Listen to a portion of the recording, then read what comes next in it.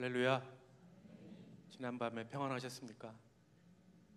예, 평안한 얼굴들이 아니신가요? 최근 화제가 되고 있는 영화 킹 오브 킹스라고 혹시 보셨습니까? 며칠 전에 개봉했는데 보셨나요? 애니메이션 영화인데 예수님의 일생을 다룬 영화입니다. 이 영화가 미국에서 지난 부활절 이후에 개봉이 돼서 상당히 대히트를 치고 있습니다. 패러사이트라는 그 기생충보다 더 지금 대히트를 치고 있고요. 우리나라에서도 지금 며칠밖에 안 됐는데 벌써 상당히 지금 반응들이 좋고요. 연말에 아마 90개국 이상에서 이 영화가 동시에 상영이 되면 아마 대히트를 칠 거라고 그렇게 전망들을 하고 있는 영화입니다. 근데 이 영화를 만든 분이 한국의 장성호라는 감독입니다. 이분이 처음 10년 전에 이 영화를 만들 때 다들 안 된다고 그랬어요. 불가능하다.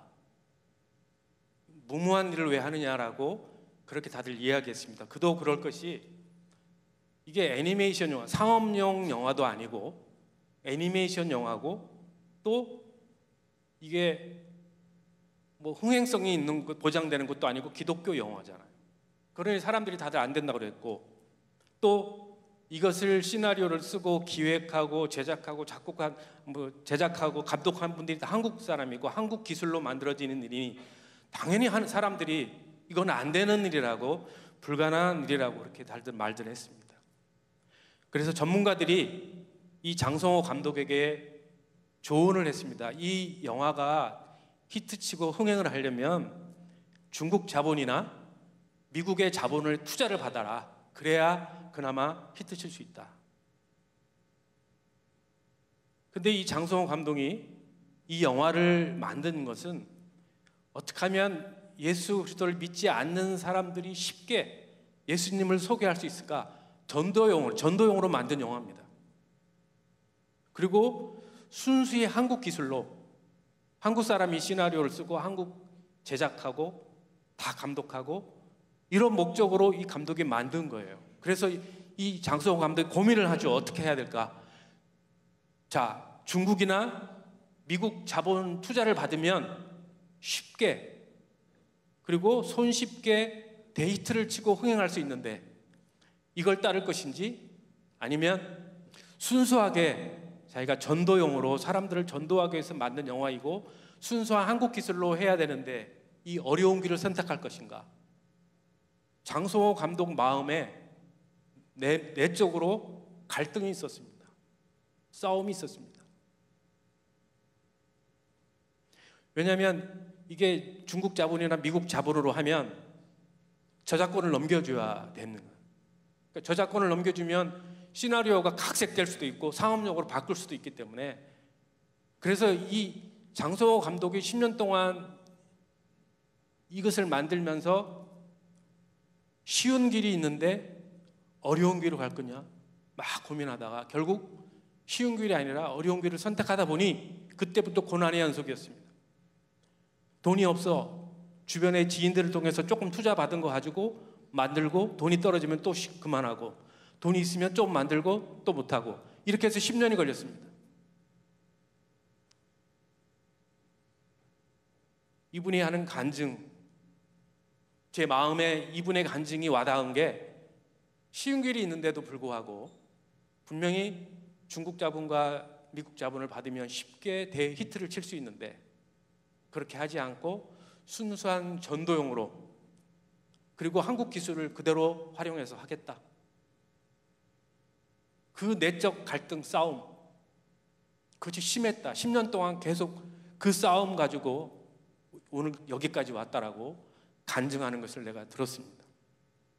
이런 장성호 감독의 영적 싸움, 내적 갈등은 이 사람뿐만 아니라 오늘 우리에게도 똑같은 이런 영적 갈등 우리가 믿음을 지킬 것이냐 그렇지 않을 것이냐 이런 내적 영적 싸움은 우리도 매일매일 수없이 일어납니다. 성경에도 성경 전체에 보면 이런 영적 싸움이 계속해서 많이 나옵니다. 특히 여러분이 알다시피 구약 성경에 보면 이런 영적 싸움은 구약 성경에 많이 등장합니다. 구약에 보면 아브라함 이전과 아브라함 이후로 영적 싸움을 나눌 수 있습니다. 아브라함으로 굳이 나눈 이유는 하나님께서 이스라엘 백성들을 선택하고 아브라함을 이스라엘 민족의 조상으로 선택하셔서 아브라함을 통해서 큰 민족을 이루겠다고 약속하셨기 때문에 아브라함 이전의 영적 싸움은 이 대적자 마귀 사탄이 사람들의 마음, 타락한 인간의 마음을 자극하고 충동해서 어떻게 하면 하나님을 따르는 믿음을 지키려고 하는 하나님의 백성들이 하나님께 가까이 나가지 못하도록, 믿음을 지키지 못하도록 그렇게 사람들의 마음을 자극하고 충동질하는 게 이 아브라함 이전의 영적 전쟁이었습니다. 창세기 3장에 보면 아담과 하와가 나옵니다. 아담과 하와가 하나님과 에덴 동산에서 함께 동행하며 살았습니다. 그런데 에덴 동산에 선악과를 알게 하는 나무의 열매는 따먹지 말라고 금지했습니다. 그런데 대적자가 마귀 사탄이 아담과 하와의 타락한 마음을 부추깁니다. 충동합니다. 하나님이 왜 너희들에게 선악과를 열매를 따먹지 말라고 하지 않냐? 그것은 너네가 그것을 따먹는 순간 눈이 밝아지고 그리고 하나님처럼 되기 때문에 하나님이 그것을 금지한 거다. 그렇게 아담과 하와를 부추깁니다. 충동질합니다. 너 하나님처럼 되고 싶지 않아? 그래서 아담과 하와가 그것을 따먹습니다. 그들은 에덴 동산에 쫓겨나죠. 하나님과 멀어졌습니다. 가인과 아벨 사건도 마찬가지고요. 창세기에 나오는 여러 사건들도 다 비슷합니다. 특별히 하나님이 그 당시 인간의 죄가 너무 관용해서 인간이 너무 많은 죄를 져서 이대로 둘 수 없다고 해서 하나님이 당시 사람들을 홍수로 다 멸망시킵니다. 그런데 당시 의인이었던 노아의 가족만큼은 하나님이 하나님의 나라를 만들어가기 위해서 노아를 통해서 그 일을 하십니다. 창세기 그래서 9장 10장에 보면 하나님께서 노아를 통해서 3명의 아들을 낳게 합니다. 셈, 함, 야벳. 큰아들이 셈이고 둘째가 함이고 셋째가 야벳입니다. 큰아들 셈은 황인종의 조상이 되었고요. 둘째 함은 흑인종의 조상이 되었습니다. 셋째 야벳은 백인종의 조상이 되었습니다. 그런데 그 둘째 아들 함에게서는 4명의 아들이 있었습니다. 그 중에 구스라는 아들이 있는데 구스 아들이 니므롯입니다. 성경 창세기 10장 8절 9절에 보면 니므롯은 첫 용사라고 나와 있습니다. 여기서 용사는 싸움꾼입니다. 사냥꾼입니다. 싸움을 잘하는 사람입니다. 이 니므롯이 하나님 앞에라고 창세기 10장 9절에 나와 있는데 그가 여호와 앞에서 용감한 사냥꾼이 되었으므로 속담에 이르기를 아무는 여호와 앞에 니므롯같이 용감한 사냥꾼이로다 하더라. 여기 그가 여호와 앞에라고 그랬습니다. 여기서 앞에라는 얘기는 프레센스나 하나님 앞에 있다는 얘기가 아니고 저 앞에 원래 원어는 대항하다는 뜻입니다. 대적하다는 뜻입니다. 니므롯은 하나님 앞에 대항한 사람입니다. 대적한 사람입니다. 그가 당시의 싸움 끝 첫 용사로 사람들을 핍박하고 사람들을 착취해서 바벨탑을 쌓았습니다. 바벨탑을 쌓은 사람이 니므롯입니다. 니므롯이 신할 땅에 바벨탑을 쌓았는데 창세기 11장 4절에 보면 바벨탑을 쌓은 이유가 우리가 우리의 이름을 내자. 니므롯이 우리가 우리의 이름을 내기 위해서 하나님과 가까워지기 위해서 하나님처럼 되기 위해서 하나님께 대항한 인물이 니므롯입니다. 아브라함 이전의 영적 전쟁은 이렇게 대적자가 마귀 사탄이 타락한 인간의 자꾸 마음들을 부추기고 충동해서 하나님과 멀어지게 하는 믿음을 지키지 못하게 하는 것이 아브라함 이전의 영적 싸움이었습니다. 영적 전쟁이었습니다. 근데 아브라함 이후의 영적 전쟁은 좀 달라집니다. 양상이 달라집니다. 여호수아 24장 2절에 보면 아브라함의 아버지 데라는 메소포타미아 지역 갈대아 우르에서 살았었습니다. 근데 그곳은 우상 숭배가 많았던 곳입니다. 그곳은 아브라함의 아버지도 데라도 이미 우상을 만드는 일을 하고 있는 사람이었습니다. 그러니까 하나님께서 아브라함을 불러서 아브라함아, 네 아버지가 살고 있는 그곳은 이미 우상 숭배가 심한 곳이니 너는 내가 지시하는 땅으로 가라. 그래서 아브라함을 부르셨어요. 아브라함을 부른 이유는 아브라함이 하나님께서 이스라엘 민족을 통해서 큰 민족을 이루겠다는 하나님의 계획과 하나님의 뜻이 있어서 그 일을 위해서 아브라함을 부르셨어요. 믿음의 조상으로. 그리고 아브라함을 통해 이삭과 야곱을 통해서 그 일을 이루어 가시는데, 그래서 가나안 땅이라는 땅을 주셔서 그곳에서 이스라엘 백성들이 오직 살아계신 야훼 하나님 한 분만 믿고, 그분이 살아계신 하나님이기 때문에 그분만 믿고 살게 하기 위해서 가나안 땅을 주셨습니다. 그러니까 이스라엘 백성들은 가나안 땅에 들어가서 야훼 하나님만 믿고 살아야 되는 백성들입니다. 그렇게 해서 부르셨습니다. 그런데 이스라엘 백성들은 이 하나님의 약속을 저버리고 계속해서 우상 숭배를 합니다. 대적자가 마귀 사탄이 이스라엘 백성들이, 하나님이 선택한 하나님의 백성들이 여호와 하나님께 자꾸 떨어지도록, 멀어지도록, 가까이 가지 못하도록, 믿음을 지키지 못하도록 우상 숭배를 이스라엘 백성들, 하나님의 백성들에게 우상을 섬기도록 부추깁니다. 충동질합니다. 이스라엘 백성들이 하나님이 눈에 보이지 않으니까, 눈에 보이는, 그리고 애굽에서 430년 동안 이스라엘 백성들이 종살이하면서 수많은 우상들을 섬겼습니다. 애굽은 수많은 우상들이 존재하는 곳입니다. 그곳에서 이스라엘 백성들이 430년 종살이를 할 때 수많은 우상들을 이미 섬겨봤습니다. 그런데 하나님이 이스라엘 백성들을 부르셔서 이제 출애굽도 시키고 이제 가나안 땅에 그들을 이끌어 가는데, 이스라엘 백성들은 계속해서 우상을 섬깁니다. 그것을 대적자 마귀 사탄은 적절하게 활용합니다.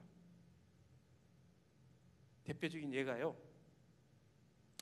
분명히 하나님이 이스라엘 백성들을 출애굽시키셔서 가나안 땅을 가기 전에 시내산에 모세와 아론을 비롯해 이스라엘 지도자들을 다 불러 모읍니다. 그리고 하나님을 직접 만나도록, 뵙도록 그렇게 체험을 시킵니다. 그리고 이제 하나님이 시내산에서 이스라엘 백성들에게 이야기합니다. 자, 이제 내가 너희들을 불러낸 이유가 너희들이 나만 섬기게 하기 위해서 너희들을 불러서 내가 너에게 지시한 땅으로 너네들을 보낼 텐데 너희들은 그 땅에 가서 나만 섬겨라. 그래서 내가 너희와 계약을 하나 맺겠다. 그래서 주신 게 십계명입니다. 십계명의 첫 번째 계명이 나 이외에 다른 신을 섬기지 말라입니다. 하나님이 제일 싫어하는 일이 다른 우상을 섬기는 일입니다. 그래서 첫째 계명으로 하나님이 그렇게 주셨습니다. 그래서 그 십계명을 주시기 위해서 다른 이제 사람들은 다 산 밑에 내려가게 하고 모세만 남겼습니다. 그리고 모세를 통해서 이제 십계명을 주시는데, 산 밑에 내려간 백성들이 모세가 금방 오겠다고 했는데 금방 오지 않으니까 차일필 하루 이틀 계속해서 40일 기다렸는데도 모세가 금방 안 오니까 이스라엘 백성들이 두렵습니다. 자연재해로부터 두렵습니다. 맹수들이 언제 공격해 올지 모릅니다. 두렵습니다. 자신들의 미래가 어떻게 될지 불안하고 두려웠습니다. 이스라엘 백성들은 모세를 기다리지 못하고 애굽에서부터 자신들이 섬겼던, 제사했던 우상, 금송아지를 만들어 거기다 절하기 시작합니다. 예배합니다. 이것이 이스라엘 백성들이었습니다. 분명히 하나님은 아브라함뿐만 아니라 이스라엘 백성을 통해서 나 외에 다른 신을 섬기지 마라. 그래서 이스라엘 백성들을 불러서 지금 그 모진 고난을 겪으면서 가나안 땅에 가는 것입니다.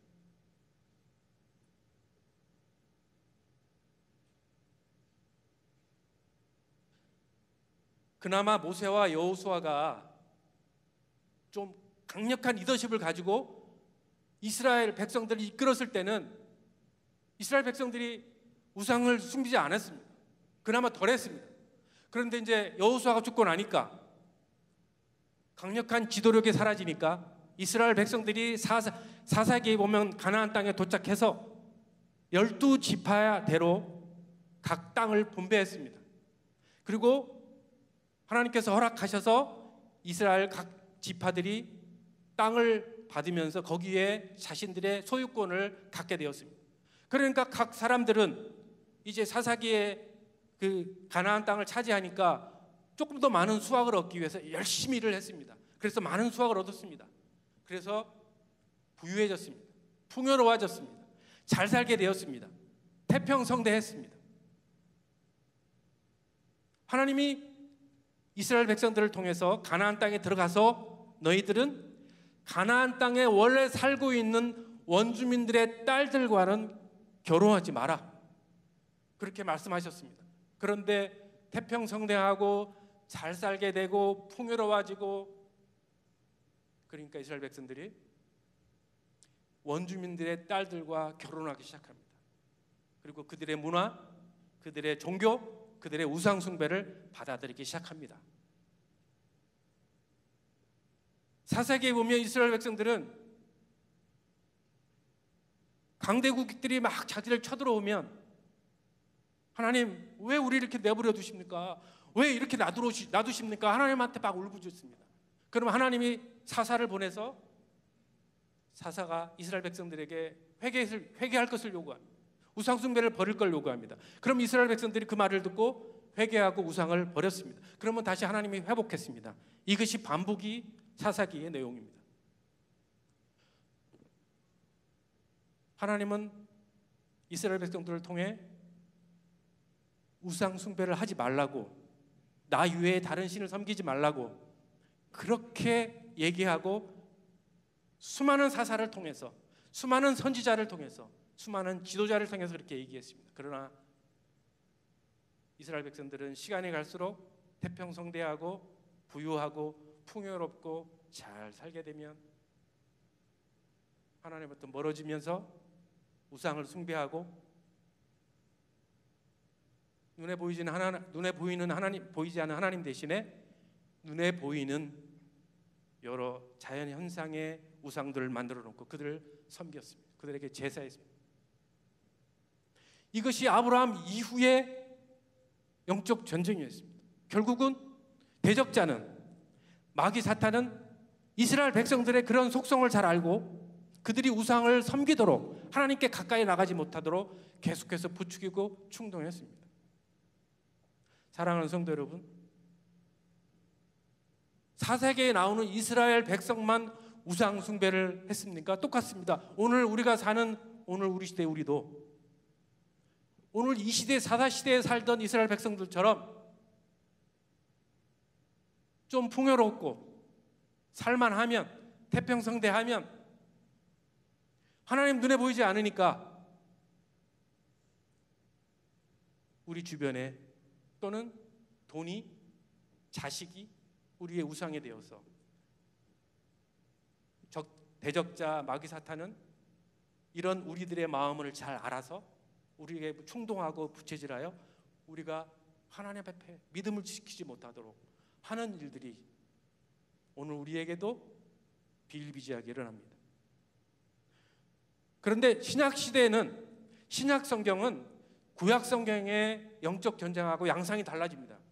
구약 성경은 대적자가 어떤 물리적인 인물이나 물리적인 대상, 그걸 통해서 영적 전쟁을 일으켰다면 신약 시대에는 실제적인 사람이 아니고, 신약은 우리가 싸워야 할 영적 대상이 사람들이나 민족이 아니고 영적인 존재였습니다. 예수님께서 공생의 활동을 하시면서 예수님이 처음 하신 얘기가 회개하라, 천국이 가까워졌다는 얘기였습니다. 그리고 기적과 이적을 많이 베풀었습니다. 그래서 당시 사람들은 예수님을 정치적인 메시아, 지금 이스라엘을 둘러싸고 있는, 지배하고 있는 로마로부터 우리를 구원해 줄 물리적이고 정치적인 왕으로 예수님을 기대했습니다. 그런 예수님은 그런 그들을 향해서 뭐라고 그랬냐면, 내가 이 땅에 온 이유는 이 땅의 죄와 절망과 사망의 고통에 쓰라리고 있는 사람들을 죄로부터 구원하기 위해서, 공중 권세 잡은 자 그들의 마귀의 손으로부터 사람들을, 영혼을 구원하기 위해서 내가 이 땅에 온 것이다라고 예수님은 선언하셨습니다. 그렇게 말씀하셨습니다. 따라서 신약의 전쟁은 물리적인 전쟁이 아니라 영적 전쟁이고, 이 영적인 전쟁의 대상도 사람이 아니라 사람의 마음을 유혹하여 넘어뜨리는, 죄를 짓게 만드는 마귀 사탄이 되는 것입니다. 그래서 사도 바울은 오늘 디모데전서 16장 11절 12절에 이 싸움을 믿음의 싸움, 믿음의 선한 싸움, 믿음의 영적 전쟁이라고 규정했습니다. 사랑하는 성도 여러분, 여러분도 믿음의 선한 싸움을 싸워 승리하는 여러분 되시기를 주님의 이름으로 축원합니다. 그런데 디모데후서 6장 11절 12절에서 사도 바울은 영적 싸움에서 이기려면 두 가지를 제시합니다. 하나는 피하랍니다. 그리고 하나는 따르랍니다. 디모데후서 6장 11절에 보면, 오직 너 하나님의 사람아 이것들을 피하고, 자, 이것들은 6장 3절 이후에 쭉 나와 있는 것입니다. 제가 쭉 설명해 드리면, 그냥 간단하게 말씀드리면, 변론과 언쟁, 투기, 분쟁, 비방, 악한 생각, 뭐 이런 것들을 피하라. 그리고 사도 바울이 쭉 이후에 5절, 6절, 7절, 8절, 9절, 10절 쭉 이야기하는 것은 돈을 사랑하는 것을 피하라는 겁니다. 이 당시 지금 이 디모데전서 6장은 사도 바울이 디모데에게 쓴 편지입니다. 디모데가 에베소에서 지금 목회를 하고 있었습니다. 그런데 사도 바울은 감옥에 갇혀 있었습니다. 그래서 사도 바울이 자신의 영적 제자인 디모데에게, 에베소에서 목회하는 디모데에게 편지를 쓴 겁니다. 근데 에베소는 당시 이미 동양과 서양이 만나는 요충지였습니다. 그리고 그리스 문화와 로마 문화가 만나는 곳이었고요. 이 항구 도시로서 아주 풍요롭고 잘 사는 도시였습니다. 그리고 뿐만 아니라 항구 도시이다 보니 또 그리스와 또 동서양의 문화가 만나는 곳이다 보니까 타락하고 음란한 문화들이 많이 들어왔습니다. 그러니까 이미 이 에베소에 사는 사람들은 이미 다 풍요롭게 잘 사는 사람들이었습니다. 그리고 이미 음란하고 퇴폐한 문화에 젖어 있는 사람들이었습니다. 그래서 에베소에 살고 있던 사람들은 어떻게 하면 돈을 많이 벌을까? 부를 많이 축적할까? 이들의 최고의 가치가 돈이고 부였습니다. 그래서 돈을 많이 벌기 위해서 주변에 있는 사람들 때로는 핍박하기도 하고요. 때로는 그들을 짓밟아서 돈을 많이 버는 일도 많이 있었습니다. 이것이 에베소의 상황이었습니다. 그러니까 사도 바울은 그런 디모데에게 돈을 사랑하지 마라. 이것들을 피하라. 돈은 일만하게 뿌리가 되고 그 돈을 탐하다 보면, 돈을 사랑하다 보면 결국 믿음에서 떠나간다. 에베소에서 살던 사람들이, 이런 가치관을 갖고 있던 사람들이 돈을 최고의 가치로 생각하고 돈이면 다 된다고 생각하고 이렇게 생각했던 사람들이 교회로 그대로 들어왔습니다. 그러니까 교회를 운영하고 교회를 하는 것도 세상의 논리, 세상의 경제의 논리로 똑같이 교회도 운영하는 생각을 했었습니다. 그런데 여러분 알다시피 교회는 세상의 경제의 논리로 운영하는 것이 교회가 아니지 않습니까? 교회의 최고의 가치는 믿음이죠. 예수 그리스도를 믿는 믿음입니다. 돈이 최고의 가치가 아닙니다. 돈은 하나님께서 우리에게 주시고 우리는 그 돈을 잘 관리하고 쓰는 청직입니다. 할렐루야. 하나님이 우리에게 청지기 직분을 맡기셨습니다. 그래서 우리는 각자에게 다 다른 양의 재정 돈을 주셨습니다. 그것을 우리는 내가 갖고 있는 만큼 잘 선용하고 잘 관리하고 그냥 잘 쓰면, 있는 대로 풍족하게 있는 대로 잘 쓰면 되는데, 사람들이 세상이 그러니 더 많은 돈을 벌기 위해서, 더 부를 축적하기 위해서 돈을 최고의 가치로, 교회조차도 돈을 최고의 가치로 생각한 일이 비일비재하게 일어났습니다.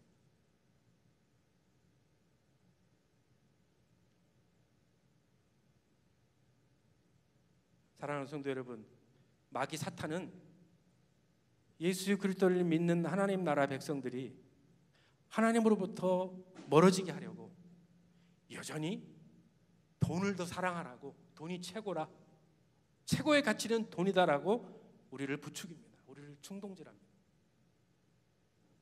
사랑하는 성도 여러분, 예수 그리스도를 믿는 믿음이 여러분의 최고의 가치가 되기를 축복합니다. 제가 텍사스 어스틴에서 목회를 할 때 일입니다. 제가 목회하던 저희 교회의 교인들은 그 당시 한 100여 명이 좀 못 됐습니다. 100여 명이 못 됐는데 그중 절반이 유학생입니다. 텍사스 어스틴에는 그 텍사스 주립대학이라고 UT가 있었습니다. 그래서 한국에서 유학 온 유학생들이 있었습니다. 그 유학생, 그러니까 반이 유학생인데 그 유학생의 또 반이 고등학교 유학생들이었습니다.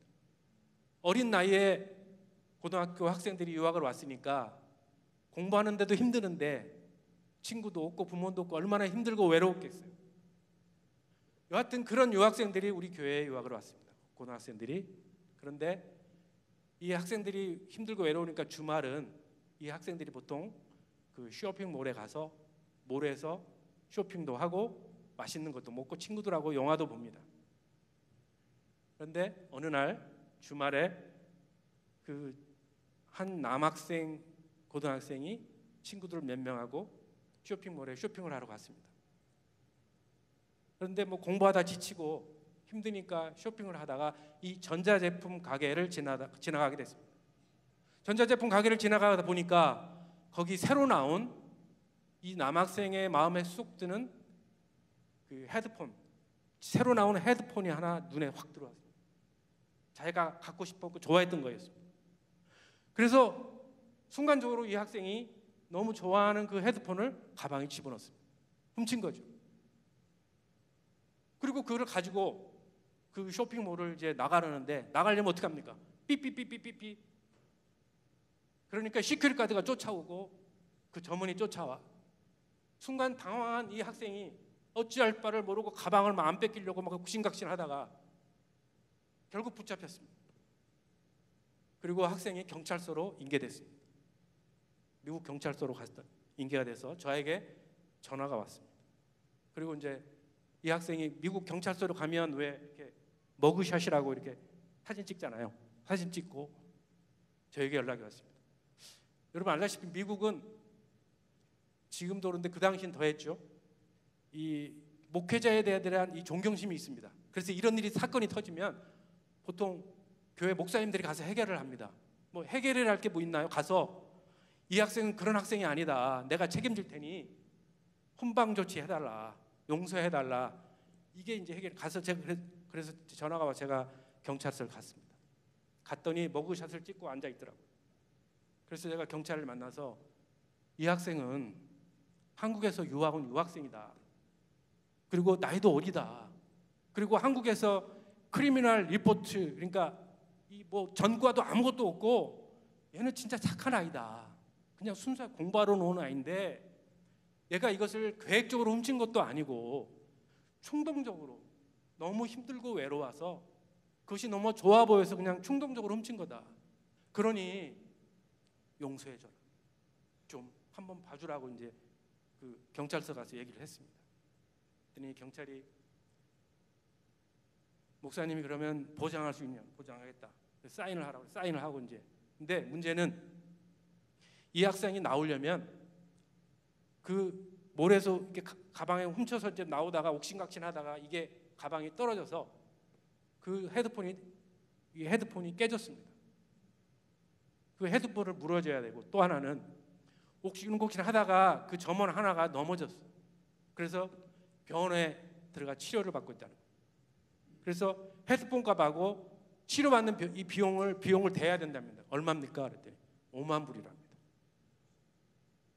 5만 불이면 우리 돈으로 하면 지금 한 7천만 원 되죠.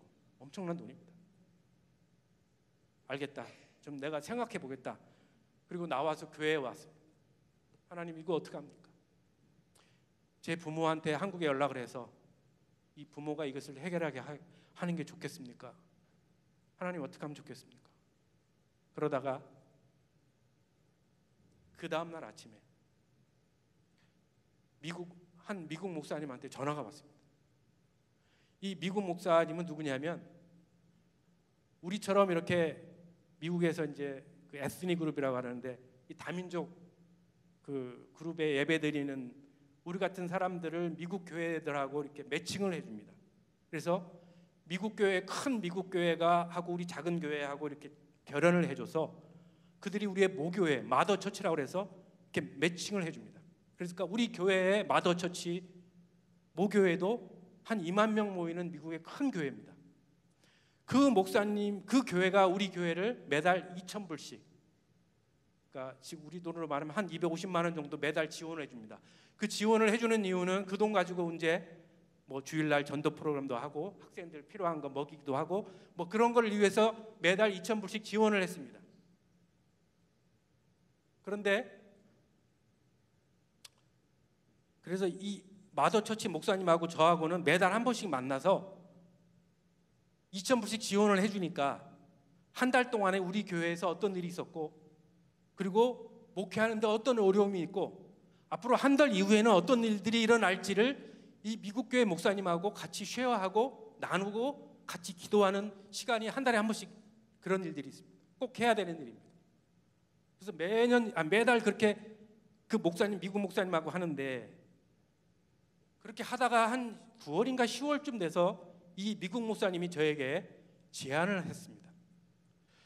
우리 미국 교회에서 이제는 당신네 교회에 내년부터는 한 달에 10,000불씩 지원을 해줄 테니 이 신청을 하라는 겁니다.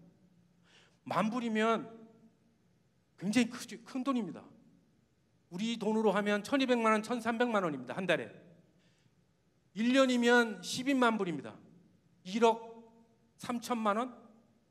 그런데 이 프로그램을 해주면 보통 2년에서 3년을 해줍니다. 굉장히 큰 돈입니다. 한 달에 10,000불이면 우리 교회에 얼마 되지 않는 우리 교회 이 유학원 학생들 시끌벅일 수 있고요. 전도 프로그램이니 뭐 여러 가지 행사를 할 수 있습니다. 쉽게 목회할 수 있습니다. 고생 안 하고 목회할 수 있습니다. 근데 제가 그 10,000불을 거절했습니다. 그 10,000불을 받으면 나태해질 것 같고 매너리즘에 빠질 것 같고 열심히 안 할 것 같아서, 목사님 감사하지만 저희가 저희 힘으로 해보겠습니다. 그때 안 되면 도와달라고 하겠습니다. 그런데 그게 그 목사님하고 그런 얘기를 나누는 게 9월인가 10월이었는데, 지금 쇼핑몰에서 이 학생이 이것을 훔친 게, 그래서 경찰서에 잡혀간 게 5월 말이었습니다. 보통 미국은 5월 말에 방학을 하잖아요. 방학을 앞둔 시점이었습니다. 그래서 그 미국 목사님이 저에게 전화를 해왔습니다. 별일 없습니까? 교회에? 별일 없습니다. 진짜 별일 없습니까? 그래서 왜 그러냐 그랬더니 자기네 미국 교회에 그 경찰서에 근무하는 사람이 있답니다. 그 사람이 자기한테 전화를 했는데, 경찰서에 헤드폰을 훔쳐서 잡혀온 한 학생이, 한국 학생이 있는데 아무래도 그 교회 같다. 당신네 교회에 그런 학생이 경찰서에 잡혀갔냐? 잡혀갔다. 점심때 만나자는 거예요. 그래서 제가 그 미국 목사님 만나러 점심때 목사님을 만나러 갔습니다. 그랬더니 그 목사님이 50,000불을 딱 저에게 주시면서 그 학생들을 빼내라, 데려와라. 그 50,000불은 제가 1월부터 10,000불씩 받았으면 5월 말이니까 딱 5만 불입니다. 기가 막히죠. 사랑하는 성도 여러분, 세상의 경제 논리로 하면 쉬운 길, 편한 길. 그러나 세상의 경제 논리의 돈과 부의 잣대로 하면 쉽지만 하나님으로부터 멀어집니다. 믿음을 지키기 어렵습니다. 오늘 사도 바울은 그것을 너무 잘 알기 때문에 오직 너 하나님의 사람아 이것들을 피하고 의와 경건과 믿음과 사랑과 영혼을 따르며 믿음의 선한 싸움을 싸우라 이렇게 말씀하신 겁니다. 사랑하는 성도 여러분, 두 번째 사도 바울이 제시한 영적 전쟁은 첫 번째는 피하라, 두 번째는 적극적인 방법입니다. 따르랍니다. 6장 11절에 오직 너 하나님의 사람아 이것들을 피하고 의와 경건과 믿음과 사랑과 인내와 온유를 따르라.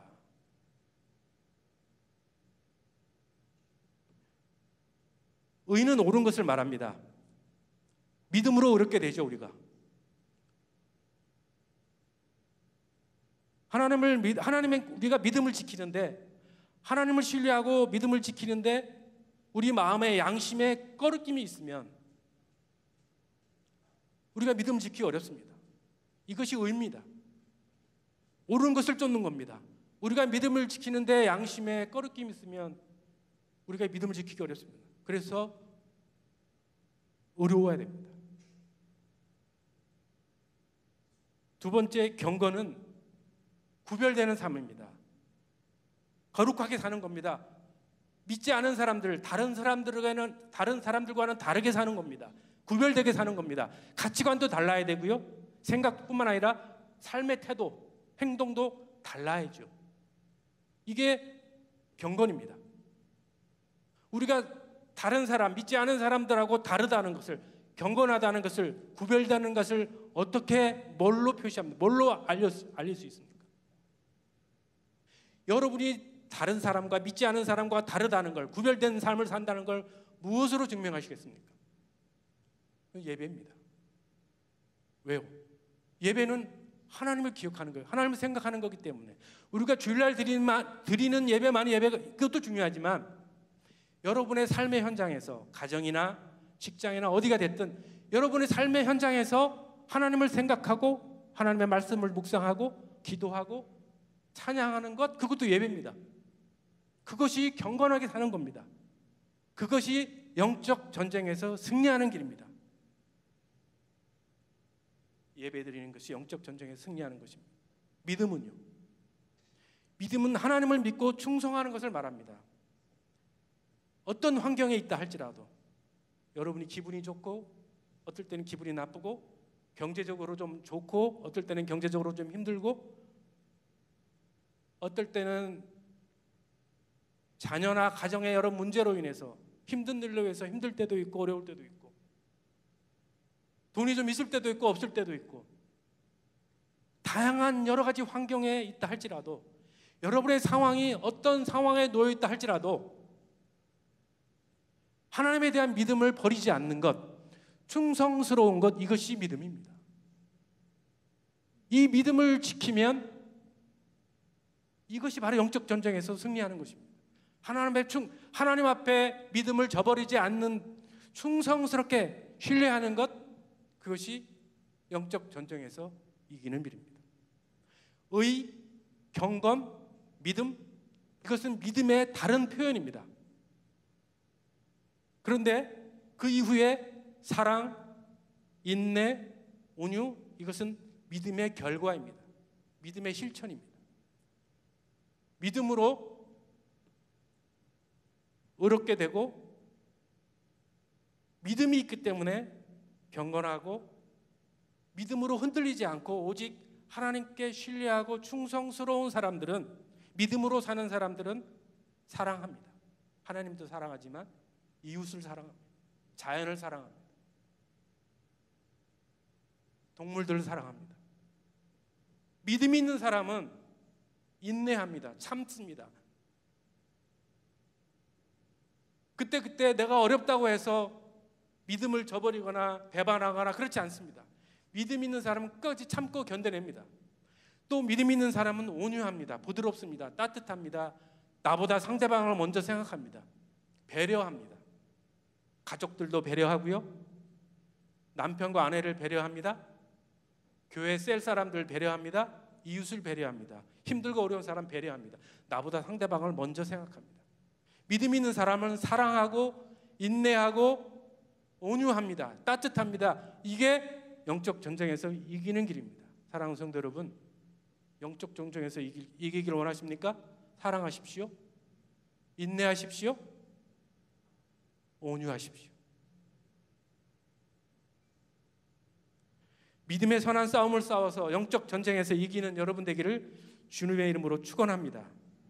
예수님께서는 이미 십자가에 죽으실 때 부활하셔서 이미 마귀 사탄을 다 멸하셨습니다. 한꺼번에 멸하셨습니다.